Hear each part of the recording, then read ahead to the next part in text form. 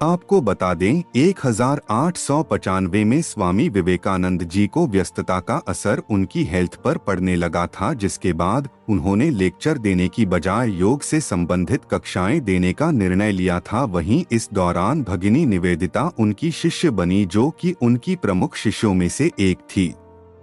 वहीं 1896 में वे Oxford university के मैक्स मूलर से मिले, जिन्होंने स्वामी जी के गुरु रामकृष्ण परमहंस की जीवनी लिखी थी।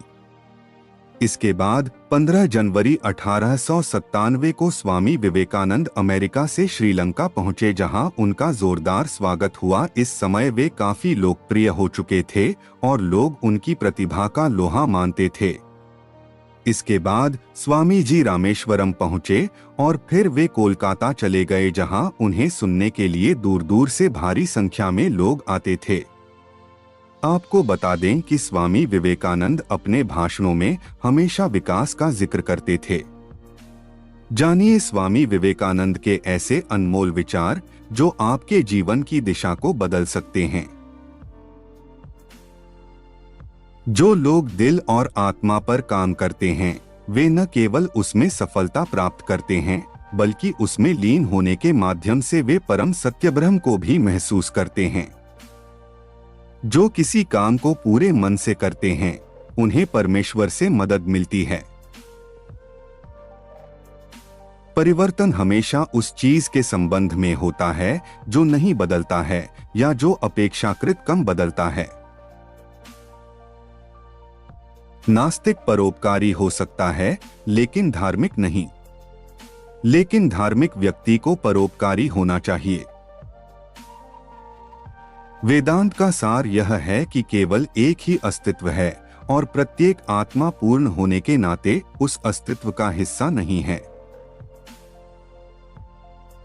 विज्ञान, कला, शिक्षा और आध्यात्मिक अनुसंधान सभी के जीवन में उनके उचित कार्य हैं, लेकिन यदि आप उन्हें मिश्रण करना चाहते हैं तो आप उनकी व्यक्तिगत विशेषताओं को तब तक नष्ट कर देते हैं जब तक कि आप आध्यात्मिक को समाप्त नहीं कर देते। उदाहरण के लिए, धार्मिक से पूरी तरह। मैं अब आपको इसके बारे में सिखा रहा हूं, लेकिन आप में से कितने लोग इसका अभ्यास करेंगे? मैं समाजवादी हूं इसलिए नहीं कि मुझे लगता है कि यह एक आदर्श व्यवस्था है, लेकिन आधा रोटी बिना रोटी से बेहतर है। दूसरी प्रणाली की कोशिश की गई है और इसे वांछित पाया गया है।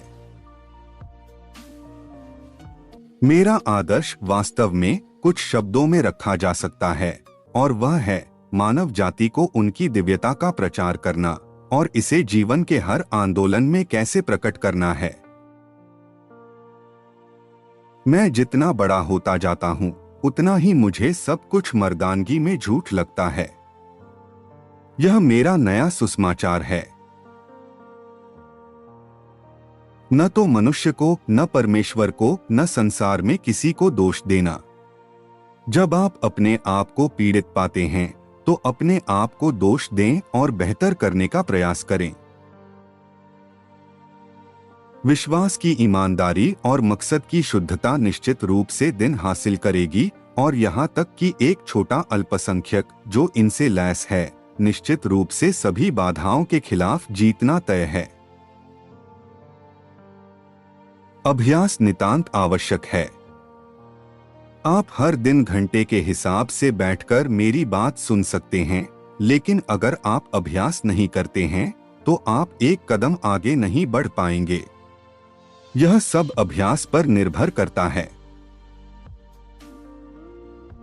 अगर अंधविश्वास प्रवेश करता है तो दिमाग चला गया है। आकर्षण का नियम जो आकाशीय पिंडों के लिए अच्छा है, छोटे कणों के लिए भी अच्छा है। हिंदू धर्म हमारे राष्ट्रीय जीवन की सर्वोत्कृष्टता है। यदि आप चाहते हैं कि आपका देश जीवित रहे, तो इसे धारण करें, अन्यथा 3 पीढ़ियों में आपका सफाया हो जाएगा। 2 चीजें मनुष्य के चरित्र को नियंत्रित करती हैं, शक्ति और दया।